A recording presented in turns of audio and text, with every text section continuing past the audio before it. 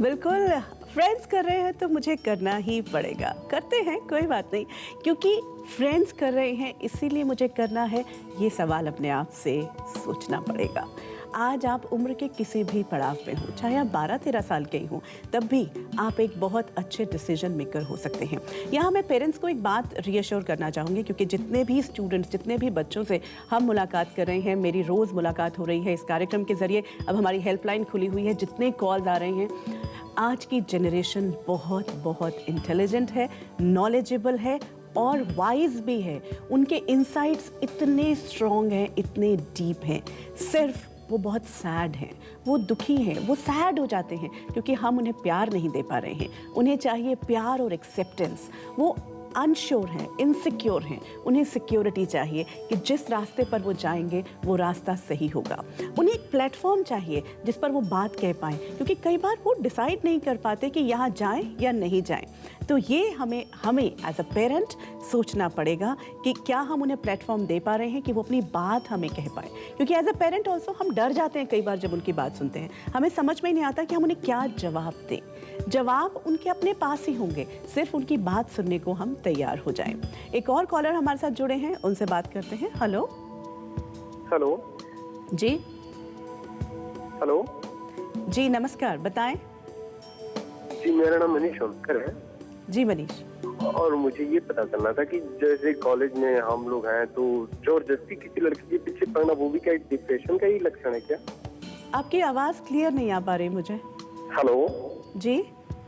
मतलब किसी फ्रेंड के साथ जो हमें अवॉइड करे और हम उसके पीछे जबरदस्ती पड़े, तो ये तो कोई डिप्रेशन ही होता है ना? मनीष, कोई फ्रेंड मुझे अवॉइड करे और मैं उसके पीछे पीछे जा रहा हूँ, मैं उससे चाहता हूँ कि वो मुझसे दोस्ती करे, ये पीयर प्रेशर के साथ साथ एक रिजेक्शन का एस्पेक्ट है। हम इनफैक्ट इस पीढ़ी ने रिजेक्शन सीखी ही नहीं। माँ बाप ने आज तक रिजेक्ट नहीं किया। जो चाहा वो प्राप्त करने की हम में एक क्षमता है, हमने पूरी मेहनत करी। इस पीढ़ी ने, जो ये जनरेशन है, वो पूरी मेहनत करती है, जो चाहिए वो प्राप्त कर लेती है। लेकिन जैसे ही इमोशंस आते हैं, जैसे ही लोग आते हैं, जैसे ही रिलेशनशिप्स आते हैं, वहाँ फेल होने लगते हैं। आपको एक्सेप्ट करना पड़ेगा मनीष कि शायद उस व्यक्ति को मैं जिस रूप में अपना दोस्त बनाना चाहता हूँ, वो रूप में वो नहीं एक्सेप्ट कर पा रहे हैं। तो अपनी इस रिजेक्शन को हैंडल करना, पेरेंट्स को भी बहुत काम करना पड़ेगा और खुद जनरेशन को ये हैंडल करना पड़ेगा। Otherwise this generation, why it is becoming sad, because the moment there is a rejection they go so low. एक और कॉलर हमारे साथ जुड़े हैं, उससे बात करते हैं। जी हेलो। हेलो जी मैम। जी बताएं। जी मैडम, मेरा एक बच्चा है और वो 11th में पढ़ता है जी। वो कुछ बच्चों के साथ में गलत संगत में पड़ गया है वो। तो मैं उसके बारे में कुछ सुझाव मेरे को मिल जाए, कुछ विचार मेरे को ऐसा मिल जाए। में क्या मतलब हुआ? मतलब ये है कि वो सिगरेट वगैरह पीने लगा है, कुछ जो नशीले पदार्थ होते हैं कुछ इनको यूज करने लगा है। अब मैं हर फैसिलिटी दे रहा हूँ, हर तरह की कोशिश कर रहा हूँ आपको कैसे पता चला कि वो गलत संगत में पड़े हैं? आपने पकड़ा या उन्होंने खुद आके बताया? नहीं, ऐसा है कि जैसे कई बार घर में आता है तो उसके मुंह से जो बदबू आती है, तो उसकी मम्मी है या उसका बड़ा भाई है तो वो बताते हैं कि आज इतने के, तो हमने उसको आपके कई बेटे, बार। अच्छा, आपने जब अपने बेटे से बात की है तो उसने एक्सेप्ट कर लिया कि हाँ मैं पीता हूँ या मैं वो उसने एक्सेप्ट कर भी लिया है। और वो जब भी मैं उसको डांटता हूँ या गहराई से बात करता हूँ तो कहता है आज के बाद नहीं करूंगा, लेकिन वो छोड़ता नहीं है। हाँ, तो देखिए, ना तो आपकी डांट से, ना आपकी गहराई वाली बात से, ना, क्योंकि उसको कहीं पर भी ये नहीं मिल रहा कि आप इस बात को एक्सेप्ट कर रहे हैं। देखिए, मैं आपको एक बात कहने जा रही हूँ जो शायद आपको और बहुत सारे पेरेंट्स को बहुत अजीब लगेगी, लेकिन आपको ये एक्सेप्ट करना पड़ेगा कि जो भी बच्चा जिस भी एडिक्शन में जा रहा है, उसके लिए वो एडिक्शन एक बहुत बड़ी चीज़ है। उसके बिना वो रह नहीं पाएगा और वो उसको गलत नहीं मानता है। आप गलत मानते हैं, सही बात है, हम पूरा समाज गलत मानते हैं क्योंकि वो उसकी सेहत को बहुत खराब करती है, लेकिन उस बच्चे की किसी कमी को वो एडिक्शन पूरा कर रही है। हमें उस कमी की तरफ जाना पड़ेगा और वो उससे सीधी बात करके कि तुम क्यों पीते हो, वो कहेगा नहीं मैं आगे से नहीं पीऊंगा, मैं अपने आप को रोक नहीं पाता हूँ, ऐसे नहीं होगा। धीरे धीरे धीरे धीरे we will have to go deep into his psyche और तब देखना पड़ेगा कि उसकी कौन सी वो कमी है जो पूरा कर पा रही है वो एडिक्शन। आप उसे ढेर सारा प्यार दें, आप उसको उसकी हर ज़रूरत को पूरा करने की कोशिश करें। आपका बच्चा और एक्सेप्ट करेंगे ना, जिस दिन आप ये स्वीकार कर लेंगे कि उसकी किसी ज़रूरत को ये एडिक्शन पूरा कर रही है, धीरे धीरे वो एडिक्शन छोड़ेगा। याद करें बचपन में जब वो गंदा सा जो खिलौना था वो पकड़े रखता था, हम एक बड़ा खिलौना देते थे, तभी वो गंदा खिलौना छोड़ता था। तो आज हमें पता है ये गंदा खिलौना है, ये एडिक्शन है, लेकिन जब तक कुछ बड़ा प्यार भरी चीज़ नहीं देंगे तब तक ये वो छोड़ेगा नहीं उस एडिक्शन को।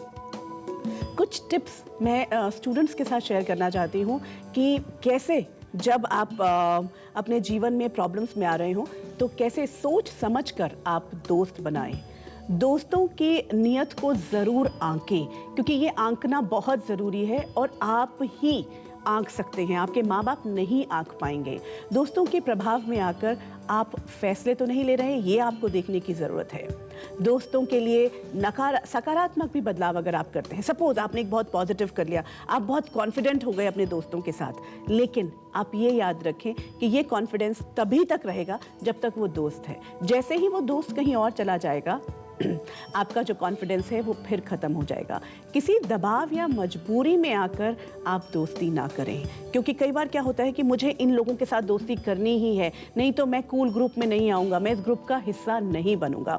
तो ये आप दोस्ती को दोस्ती का दायरा दें, उसका वही दर्जा दें, तभी आप आगे बढ़ पाएंगे। टीनेज में ही व्यक्तित्व का सही विकास होता है।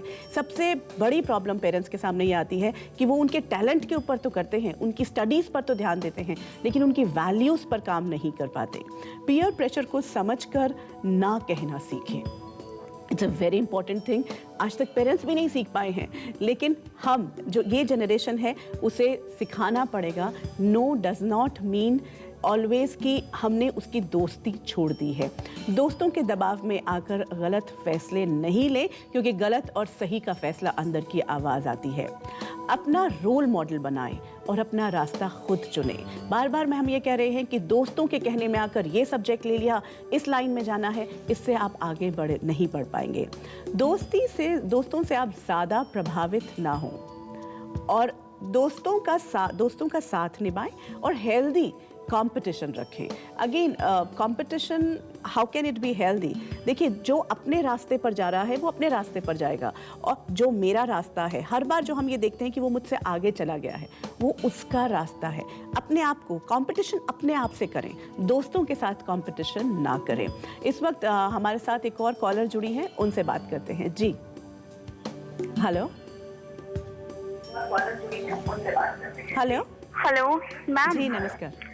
जी मैम, मेरी ये प्रॉब्लम है कि मेरी ना मतलब पेरेंट्स नहीं है, और कोई भी मुझे मतलब प्रपोज करता है तो मैं उसके बहाव में इतनी बह जाती हूँ कि मैं सही गलत का वो नहीं समझती हूँ कि सही है या गलत है, क्या है। मैम, मुझे इस बात के और मेरे घर वाले भी बहुत ज़्यादा वो करते हैं कि जो है आप क्यों इतने जल्दी बहाव में आ जाती हूँ, मैं अपना सही गलत का फैसला नहीं ले पाती हूँ। आप किससे बात करते हो? अगर पेरेंट्स नहीं है तो कौन है? बड़ी सिस्टर है? मैं किसके मेरी साथ बुआ रह रहे जी हो? हैं, बड़ी हाँ, बड़ी बुआ जी है मेरी। बुआ जी के साथ बात करते हो? जी बुआ जी के साथ कैसा रिश्ता है आपका? मैम, बहुत अच्छा रिश्ता है उनसे मेरा। वो मेरा बहुत ख्याल रखती हैं, because she is not married, and वो मेरा बहुत ख्याल रखती हैं। बिल्कुल एक मतलब जैसे एक अपने बच्चे को प्यार देना चाहिए तो वैसे आप ही एक देती काम हैं। करें, वो भी देखिए, वो भी एक अकेली महिला है, उन्होंने भी जीवन के कई पड़ाव से गुजरी होंगी। आप उनके साथ डिस्कस करें, उनसे बात करें कि मैं क्यों प्रभाव में आ जाती हूँ, क्यों मुझे। और अगर कोई व्यक्ति आपको प्रपोज, इसका मतलब वही है कि lack of love. See you'll have to accept कि ये सर्कमस्टांशियल है कि पेरेंट्स नहीं है, लेकिन आप अपना भाग्य देखें कि आपको इतना प्यार करने वाली एक बुआ मिली हुई है। तो आपका जो वो प्यार करने वाली बुआ है, उनसे आप एक और आप अपने बातचीत का दरवाज़ा खोलें और उनके साथ डिस्कस करें, ओपनली डिस्कस करें। उनके जो सजेशंस होंगे वो डेफिनेटली आपको कहीं ना कहीं आपके सामने रास्ते खोलेंगे। और yes, you have to learn to say no. आके जैसे ही आपको कुछ टिप्स मैं ये दे रही हूँ, जैसे ही कोई प्रपोज करता है या कोई आपके सामने कुछ बात लेकर आता है, टाइम लें, एकदम से हाँ ना कहें। ये भी नहीं कह रही मैं कि ना कहें, क्योंकि ना कहना आपके लिए मुश्किल है। आप उन्हें कहें कि मैं सोच के बताऊंगी। सोचें, एक रात का समय लें, रात और दिन में बहुत फ़र्क हो जाता है। तब तक आपका माइंड आपके सामने बहुत सारी और चीज़ें लेकर आ जाएगा। अपने आप से दोस्ती करें, अपने बुआ जी के सामने ओपन हो और धीरे धीरे आप जो है एक सुदृढ़ व्यक्तित्व का विकास कर पाएंगी। बार बार हम बात ये करते हैं कि व्यक्तित्व का विकास यही वो उम्र है जब बच्चे का हो रहा होता है। आने वाला वक्त जो है वो आने वाली जनरेशन का है। हम सब पेरेंट्स ये चाहते हैं कि अच्छे से अच्छा बच्चा बने, लेकिन क्या हमने उसके मूल्यों को देखा है? कहीं ना कहीं हम उसके टैलेंट पे ज़रूर काम करते हैं कि वो ये क्लास कर ले, वो डांस चला जाए, वो स्पोर्ट्स में अच्छा हो जाए, वो म्यूज़िक में अच्छा हो जाए, वो अपने सब्जेक्ट्स में सारे ट्यूशन्स लगा देते हैं सब कुछ कि वो अच्छा करे, वो जो चाहता है वो करे। लेकिन क्या हमने उसके मूल्यों को देखा है? हमने उसके EQ को देखा है? इमोशनल कोशेंट कितना स्ट्रांग है? क्या वो रिजेक्शंस को बर्दाश्त कर पाता है? ये थोड़ा थोड़ा अगर हम चेक करना शुरू कर देंगे, आधी से ज़्यादा हमारी प्रॉब्लम जो है वो दूर होती जाएगी। और धीरे धीरे इसका मतलब ये नहीं है कि हमें उनको दोस्तों से दूर करना है, बल्कि सही दोस्तों की तरफ लेकर जाना है। बबली जी हमारे साथ जुड़ी हैं। जी नमस्कार। हेलो। हाँ जी। हेलो। हेलो जी बताएं। मेरा क्वेश्चन ये है कि मेरी बच्ची जो है वैसे तो सब ठीक है, पर थोड़ा सा कुछ समझ से वो फैट हो गई है। तो दूसरा ये चीज़ है कि वो थोड़ा सा अभी इस साल इंजीनियरिंग में सेलेक्ट नहीं हो पाई है और हमें लग रहा है कि वो पढ़ाई पे फोकस नहीं कर पा रही है, उसका फोकस कम हो गया है। लेकिन वो आपके साथ रह रही है? आपके साथ रह रही है या हॉस्टल में रह रही है? नहीं, मेरे साथ रह रही है। अभी 12th क्लियर कर लिया है उसने 62% से, पर वो बार बार ये कहती है रिपीट करूंगी। पर रिपीट करने के लिए जो प्रिपरेशन होनी चाहिए उसमें वो फोकस नहीं कर पा रही, जैसा मैं देख रही हूँ। आप एक काम करें, आपने उससे खुलकर बात की है कि क्या वो इंजीनियरिंग सचमुच में करना चाहती है? नहीं है, यही दिक्कत है। बड़ों के साथ जैसे होता है, जैसे हम और हमारे हस्बैंड है न्यूक्लियर फैमिली है, एक बच्ची मेरी इंजीनियरिंग में उज्जैन में है। आपकी बात मुझे क्लियर समझ में नहीं आ पा रही। हेलो। मेरी जो बच्ची यहाँ पर है मेरे साथ में, हेलो जी। उसी के बारे में बता रही हूँ। 12th क्लियर कर लिया है। हाँ। 12th पढ़ने के बाद अभी घर में वो प्रिपरेशन कर रही है नेक्स्ट ईयर के लिए। समझ गई मैं। अब वो इंजीनियरिंग की प्रिपरेशन कर रही है। नेक्स्ट ईयर में कंपटीशन एग्जाम के लिए प्रिपरेशन करना चाहती है, पर मैं देख रही हूँ वो फोकस नहीं कर पा रही है। हाँ, क्योंकि वो उसको स्कूल से देखिए एक रेगुलरिटी नहीं है ना उसके पास, एक रेगुलरिटी नहीं है, इसीलिए वो अभी उसको टाइम लग रहा होगा, क्योंकि अभी 3 महीने ही हुए हैं स्कूल छूटे हुए भी, 4 महीने हुए हैं। आपको या तो उसको कुछ क्लासेस में डालना पड़ेगा, उसके साथ एक रेगुलरिटी लेकर आनी पड़ेगी। 12 साल तक बच्चा एक रेगुलर स्कूल में जाता रहा है, उसे आदत है कि वो रेगुलर स्कूल में जाए। तो आप अगर उसको रेगुलरिटी दे देंगे तो I think she will be preparing well. तो आज की मुलाकात यहीं तक, लेकिन कल भी हम आपके साथ होंगे और पीयर प्रेशर आपको भी हो सकता है, यानी as a parent, as a teacher भी हमें हो सकता है। तब हमें क्या करना है ये हम जानेंगे कल।